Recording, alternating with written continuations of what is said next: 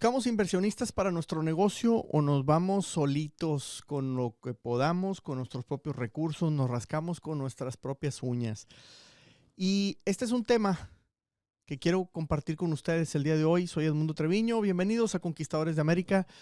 Pues vamos a estar compartiendo un poco más a través de este podcast, fue uno de mis compromisos. Y esta semana tuve varios eventos relacionados con la búsqueda de inversión para negocios. Y no todos fueron míos, platiqué con varias personas y descubrí que incluso hay un grupo de dueños de negocio o ex dueños de negocio que se han pues aglutinado o agrupado en una especie de mastermind. No sé si sea mastermind o no, porque apenas estoy conociendo a algunos de ellos, pero resulta que ellos ya han vendido su negocio original. En inglés le llaman exit. Tuve un exit, o sea, tuve una salida de mi negocio y pues les gusta la libertad, pero también les hace cosquillas el dinero en la mano y dicen, necesito un nuevo negocio en que invertir. Pero ya no lo hacen pensando en quedarse en él toda su vida, sino en repetir el proceso. Y muy interesante el tema. Primero, me reuní con varias personas en México. Estamos interesados en abrir un negocio en conjunto y hicimos un plan de negocios muy interesante. Creo que es muy innovador. Creo que antes no en la industria esta nunca se había visto lo que estamos proponiendo. Pero obviamente lo que es muy innovador también da miedo, porque hay incertidumbre, obviamente, y hemos tratado de hacer las cosas lo mejor posible. Tuvimos por ahí una fricción con una persona y ya personalmente le pedí disculpas porque él me decía, es que el esquema que tú tienes o que estás proponiendo, pues no es el que ofrece no sé qué pizzería. Y yo le decía, pues invierte con la pizzería. Y ahí fue donde me equivoqué, no debí haber hecho ese comentario. Obviamente pedí disculpas, pero lo importante aquí es que finalmente un sistema de franquicias o de licenciamiento, pues no necesariamente tiene que ser igual en todas las industrias. Me queda clarísimo que hay industrias que están muy consolidadas, tienen un procedimiento de cómo actúan, pero por otro lado hay otras pues que obviamente son más complejas y pueden requerir inversiones, regalías, adquisiciones, inversiones diferentes. Bueno, pues lo interesante de todo esto es que estoy rompiendo un paradigma personal, mental, en el que tradicionalmente uno piensa, creo que los dueños de negocio, de pequeños negocios, nos enamoramos tanto de nuestro emprendimiento, nos enamoramos tanto de nuestro negocio, que pensamos que lo tenemos que hacer solos y que jamás necesitamos inversión y que no necesitamos socios. Entre menos burros, más solotes pensamos, ¿no? Tengo mis dudas porque hay muchos negocios que se quedan estancados, se quedan en un cierto nivel, se vuelven más bien autoempleos y siento que nos hace falta mucho aprender el cómo volver ese autoempleo en un verdadero negocio, en un negocio en el que no te requiera estar de tiempo completo, en el que puedas contratar equipo. Y muchas veces, como no generamos suficiente venta, no tenemos suficiente recurso, pues no podemos contratar personal y acabamos subsidiando o realizando muchísimas de las actividades nosotros mismos. Siento que este es un gran mal que tenemos en Latinoamérica y pues yo estoy rompiendo esos paradigmas porque quiero crecer mis negocios y obviamente estoy pensando en invitar socios o inversionistas o franquiciando o licenciando. Entonces estamos trabajando en varios de los negocios en eso porque definitivamente de lo contrario pues cuesta mucho tiempo. En mi libro yo les platico pues que ya estuve involucrado en una especie de compraventa de uno de mis negocios. Se pudiera pensar que fue un exit, como el que mencionaba anteriormente de este grupo de gringos, pero Lo cierto es que fue un éxito forzado, ¿no? Lo platico en mi libro, ya saben que lo pueden descargar en edmundotreviño.com, es 100% gratuito, está en español, está en portugués, próximamente estará en inglés publicado también, Inmigración y Emprendimiento en Texas. Ahí hablo de mis primeros 10 años, culmino precisamente en ese éxito forzado, pero después de eso pues hay un gran aprendizaje porque pues hemos vuelto a repetir el proceso. El caso es que yo no tenía contemplado un éxito de mis nuevos negocios. Y bueno, primero yo te voy a platicar un poquito de mi especialidad, es volverme representante distribuidor de compañías latinoamericanas en Estados Unidos, pero empresas que no han tenido jamás presencia en el país o que intentaron tenerla y fracasaron. Esa es mi especialidad. Sobre todo los que fracasaron son los que más me gustan porque creo que entienden un poco más. Los demás pues vienen con una falsa idea que yo cometí el error de hacerles caso a muchos y volver a repetir las mismas estrategias y lo cierto es que pues no funcionaron. Y volví a equivocarme lo mismo y a lo mismo y a lo mismo. Hasta que no lo hice consciente, gracias a una entrevista que vi por ahí, pues me di cuenta que sí había repetido muchas veces el mismo error y eso fue lo que desencadenó en darme cuenta que sí podía publicar un libro. De hecho, me gustaría hacer un segundo libro llamado algo así como que mis 50 fracasos en Estados Unidos o una cosa por el estilo. Sería interesante porque creo que hay mucho aprendizaje que pudiéramos compartir. Mientras que sí o no, pues yo lo que estoy haciendo es escribiendo otro libro que habla de garantías extraordinarias, un libro en el que busco proponer una vía de diferenciación en los negocios porque estamos muy atorados con querer vender barato y barato y barato. Y lo cierto es que nunca somos el más barato y se nos van las ventas muy fácil. Sin desviarme mucho del tema, pues yo cuando tomo una distribución de un producto latinoamericano, primero hago algo que con el tiempo bautizamos como un diagnóstico.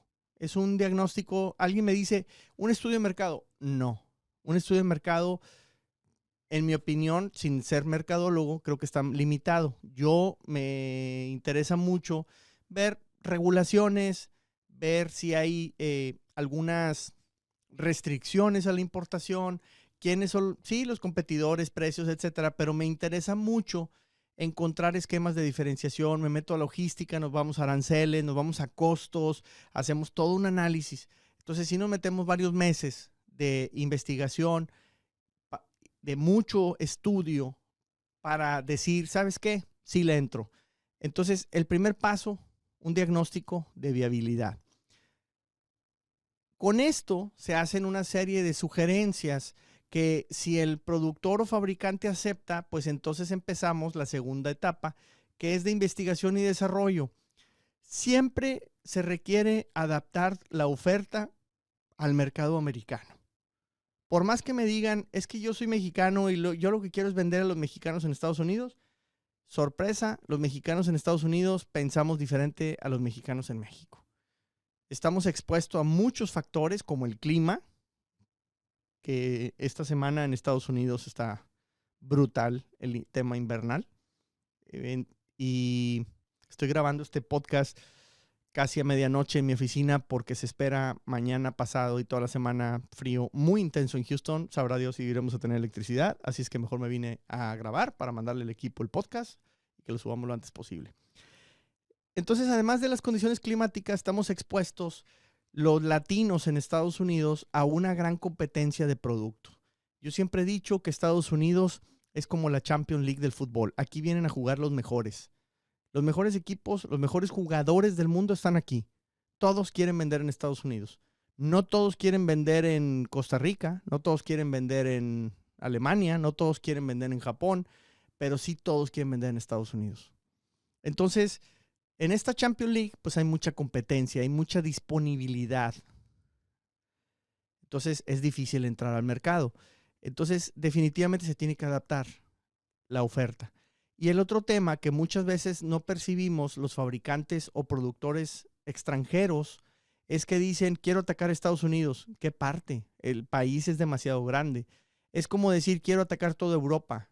Pues quién sabe, a lo mejor primero te vas por Portugal y España, o quizá primero te vas al sur de Francia, o quizá lo mismo es en Estados Unidos, pero somos muy ilusos y pensamos que de un día para otro, pues vamos a irnos a vender masivamente, lo cual es muy complicado y sobre todo muy, muy costoso. Pues bien, en esa fase de investigación y desarrollo, yo involucro a mi equipo, a mis negocios, a tratar de adaptar la oferta, crear productos nuevos en muchos casos y traerlos a testear. Y entramos a la tercera etapa, la experimentación o iteración. Empezamos a hacer ventas, empezamos a instalar productos, a regalar productos, a ir con usuarios finales, a ir con pequeños revendedores o tienditas de retail, etcétera, para ver qué opinión nos dan, para ver si ellos los convencemos primero de que nos compren, pero lo más importante es ver si ellos convencen al usuario final, al consumidor final, de que les compre. Y ahí es donde fallamos mucho. El otro día platicaba con alguien respecto a el tema alcohol. Recuerdo mucho haberle dado alguna mentoría a un productor de un licor sudamericano. Y él me decía, es que yo ya logré venderle a un importador hace 3 años en California y nunca más me volvió a comprar. Entonces él decía, pues no era tan bueno el importador. Y espérame, ¿tú crees, mi pregunta hacia él fue, ¿tú crees que si él hubiera vendido tu producto no te hubiera vuelto a comprar? O sea, si en una semana lo vende, ¿crees que no te hubiera vuelto a comprar? El problema es que quizá todavía tiene en stock tu producto o batalló demasiado en venderlo. Entonces el tema es que nosotros como productores, como fabricantes, no nos queremos involucrar en la venta al usuario final, al consumidor final. Nos desconectamos, nos centramos mucho en buscar un gran distribuidor, un gran importador y se nos olvida que ellos no se van a consumir el producto, sino que ellos lo van a intentar vender. Entonces, nosotros en esta fase de experimentación lo que hacemos es eso, acercarnos lo más posible al consumidor para ver si logramos que las pequeñas tienditas logren venderle al usuario final el producto y que nos den retroalimentación para volver a mejorar o modificar, etcétera, hasta definir un plan de acción en el que después entramos a una fase 4 que empezamos a vender regionalmente. Estamos en Houston y tratamos de ir a Dallas, tratamos de ir a San Antonio, a Austin. Digamos que esa es la primera parte. Y la última es cuando ya te vas masivo al país o a nichos en el país, dependiendo de tus recursos. Entonces, pero para hacer eso, pues ya vas a expos y etcétera, pero hay inversión y empieza el viaje. Bueno, pues hace 15 años yo estuve a punto de perder todos mis negocios porque le aposté mucho a una distribución de estas y a un negocio que estaba sano lo emproblemé muchísimo económicamente porque empecé a viajar, subsidiado por otro negocio. Entonces, a la larga me salió porque, bueno, tuvimos el famoso exit que menciono, pero lo cierto es que pues es muy difícil volver a hacerlo. En este momento tengo 3 negocios que están comprobados regionalmente, otro que está en la fase última de experimentación local y tengo mis dudas de querer hacerlo todo con mis propios recursos, porque también no es rápido el proceso, es lento. Entonces, y porque ya no tengo la juventud que tenía antes, hace 15 años, para aventarme viajes loquísimos, de manejar horas y horas y horas y horas y parar aquí, dormir en el carro y cosas locas de esas para economizar. Con el tiempo batallas en hacerlo nuevamente, entonces dices, ¿sabes qué? Creo que sería interesante analizar la posibilidad de meter inversión cuando ya estos productos están desarrollados. Y ahora todo el esfuerzo va a ser de marketing. Vamos a meterle marketing. Punto importante. Uno de los grandes factores que me ayudaron a que esa línea de producto que eventualmente se vendió creciera exponencialmente en la crisis del 2008, cuando la economía estaba muy mal, fue que yo tenía un par de vendedores gringos. hay que americanizar nuestra producción. No es lo mismo llegar con un güero a una reunión a llegar tú solo como latino.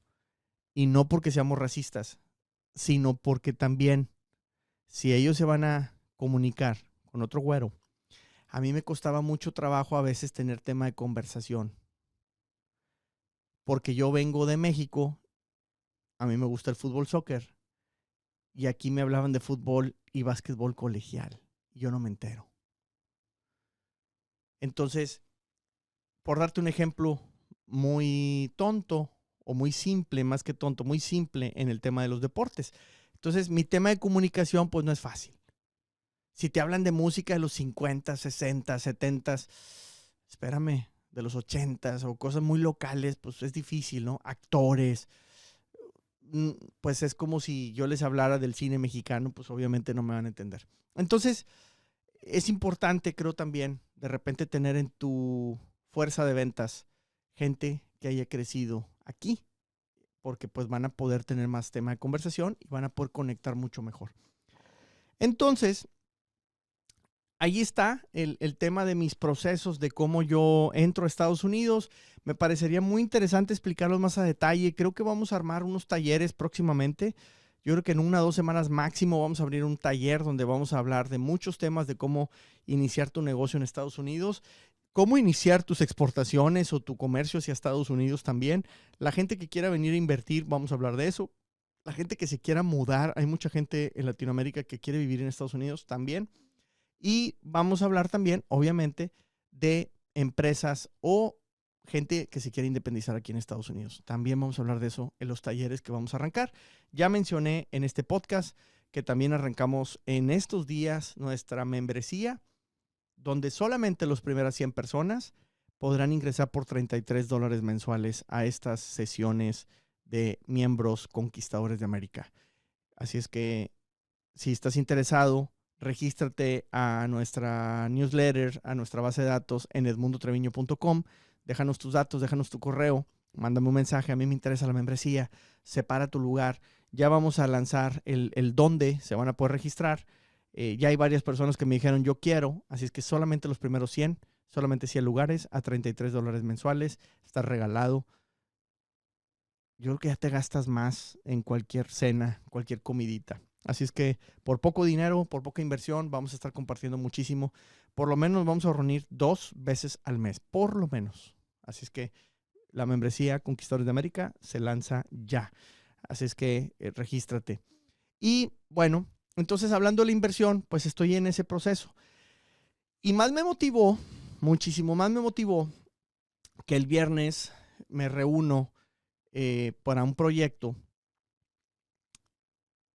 donde conozco a varias personas, varios güeros, varios gringos, y resulta que hay una persona que se dedica a conectar inversionistas con empresas que quieran vender o que necesiten inversión. Y se me hizo muy interesante. El caso es que me presentan a 3, pero muy en particular me llamó la atención una chica que ella dice que es doblemente inmigrante porque es inglesa, de muy joven inmigró a Canadá. En Canadá abrió un negocio, lo hizo crecer a creo que 12 sucursales, lo vendió y ahora y arrancó otro, lo volvió a vender y apenas creo que en 2 semanas dijo que cumpliría 30 años, o sea, a 29 años de edad, y ella ya tuvo 2 exits, ya tuvo 2 salidas. Pero me llama mucho la atención que me dice, estoy viendo si arranco un tercero. No, más bien, no me dijo estoy viendo si arranco un tercero, no. Voy a arrancar un tercero, estoy viendo nada más de qué. Porque el proceso de hacerlo crecer a un nivel para venderlo, ya lo hice 2 veces. Y ya le gustó.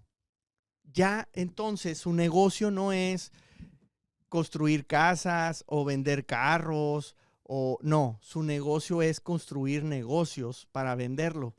Y eso se me hace muy interesante. Eso no está en nuestro ADN latinoamericano. Queremos quedarnos con las empresas toda la vida. Pero ¿por qué abrimos una empresa? Porque queríamos ganar dinero. Porque queríamos vivir mejor.